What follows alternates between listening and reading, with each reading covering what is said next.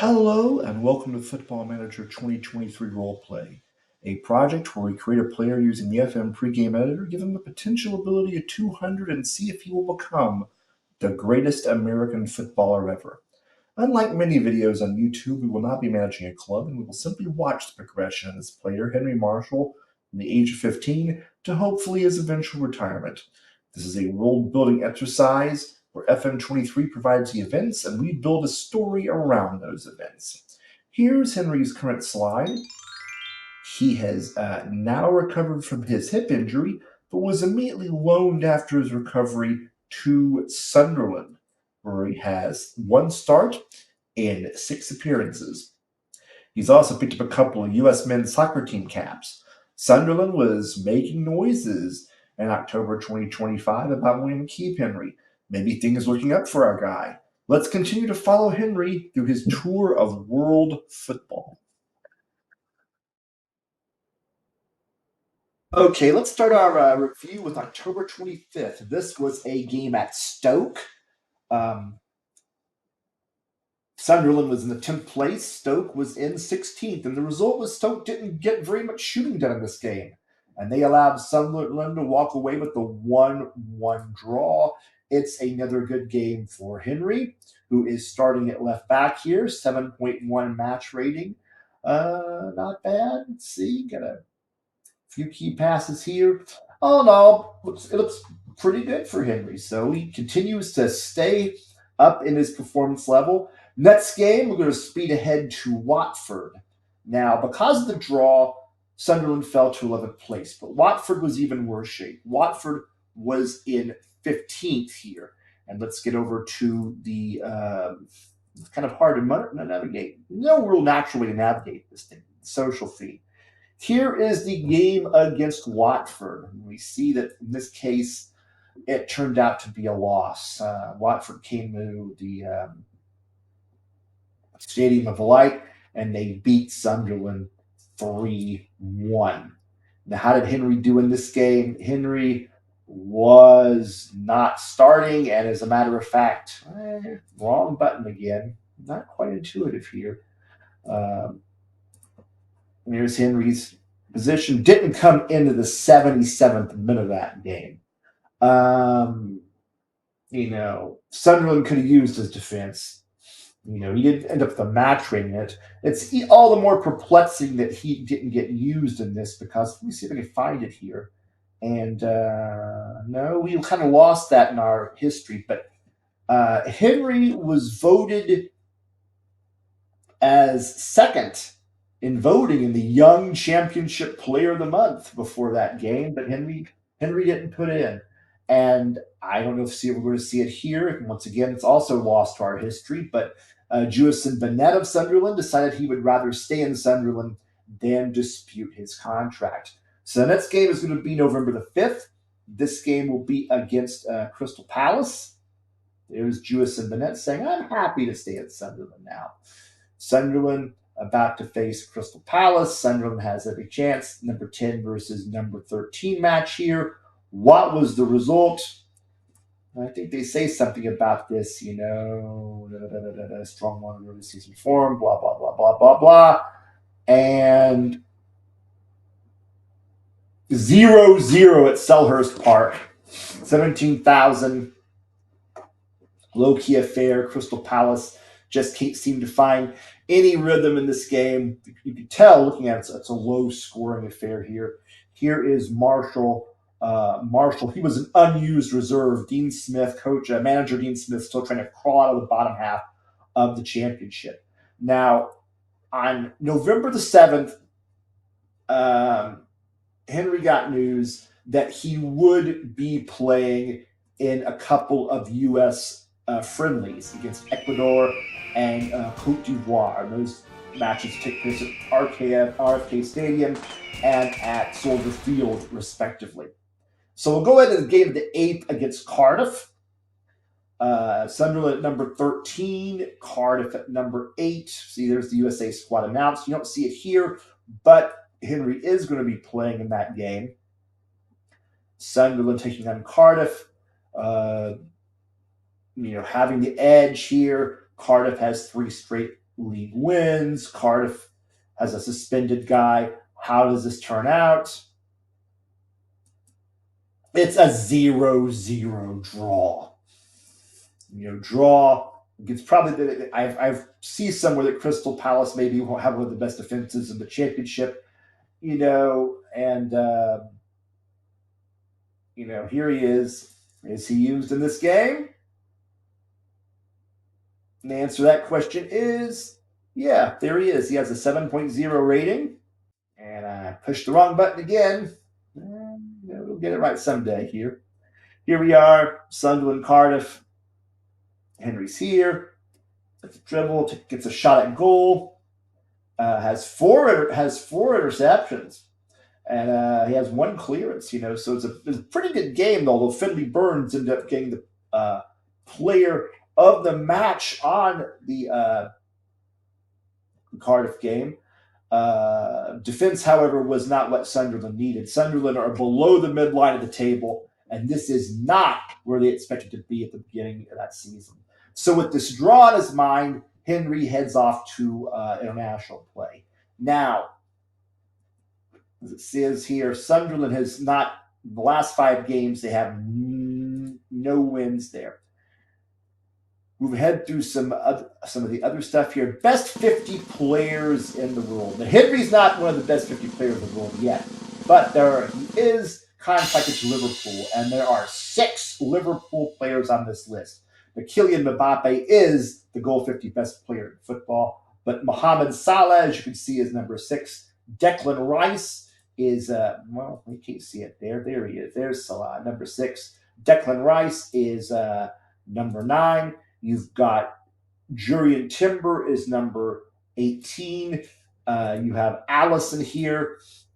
He's at number 27. And way in the box of the 40s, Trent Alexander-Arnold, they're at number 41. So Liverpool's got a lot of representatives on this list. Let's see if we can find some information here. Player of the year, player of the year, team of the week.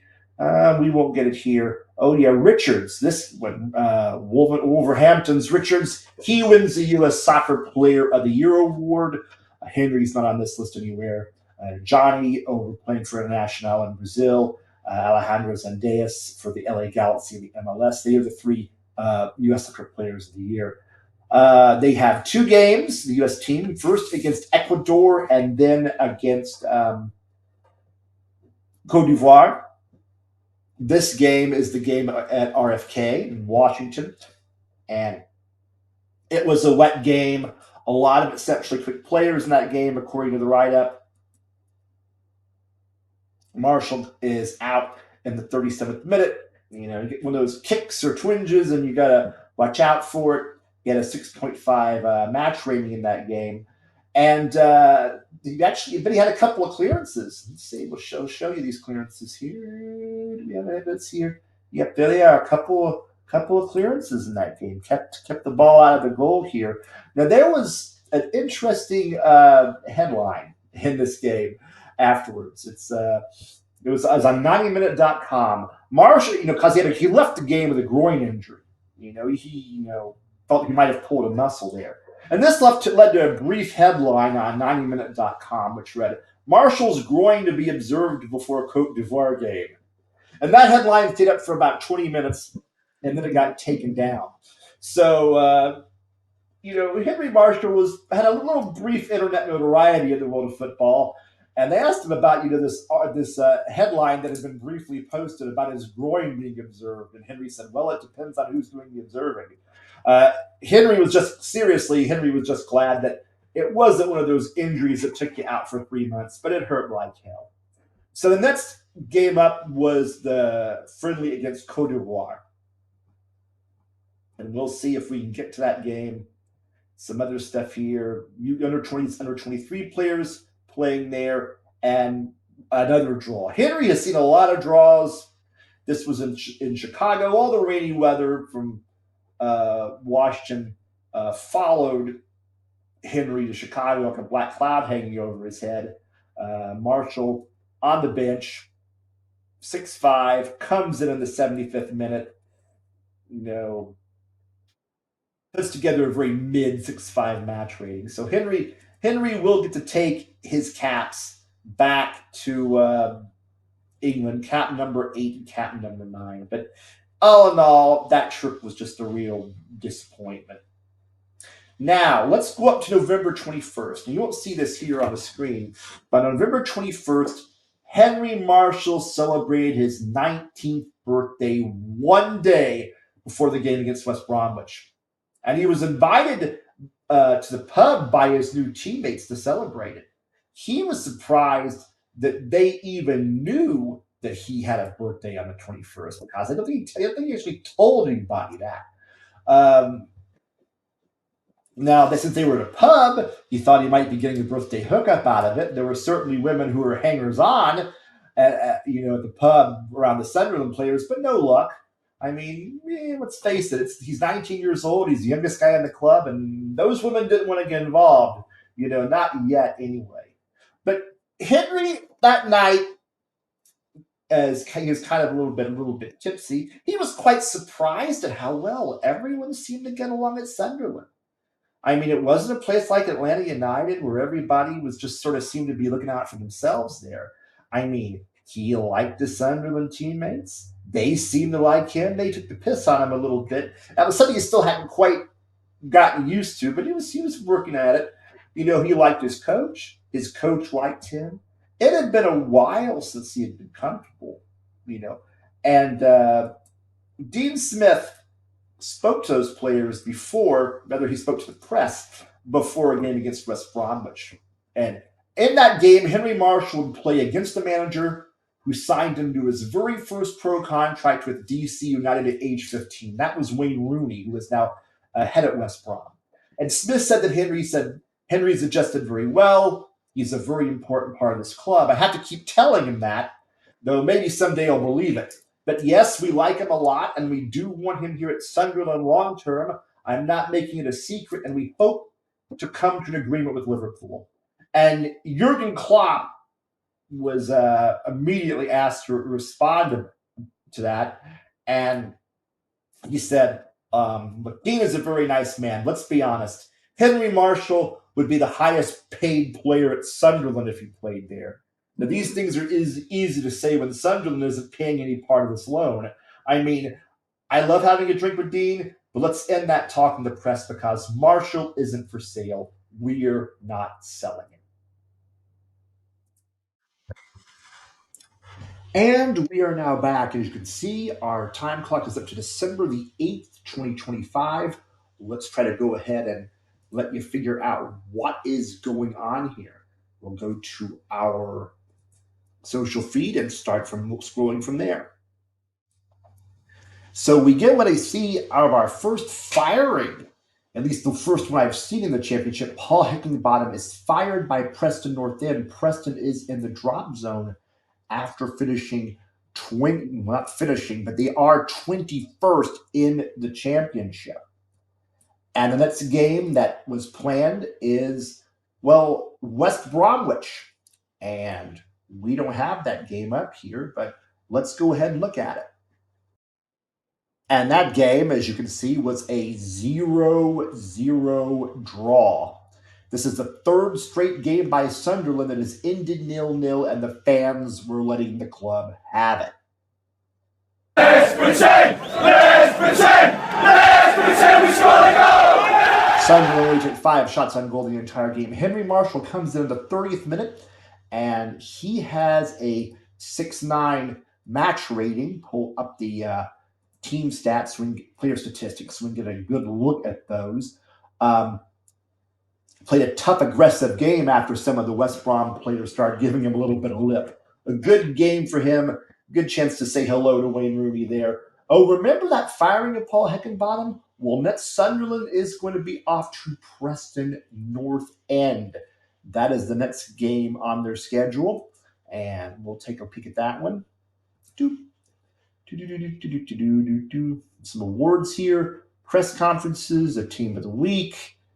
And there it is. Leaderless Preston, beaten by Sunderland on the road 4-1.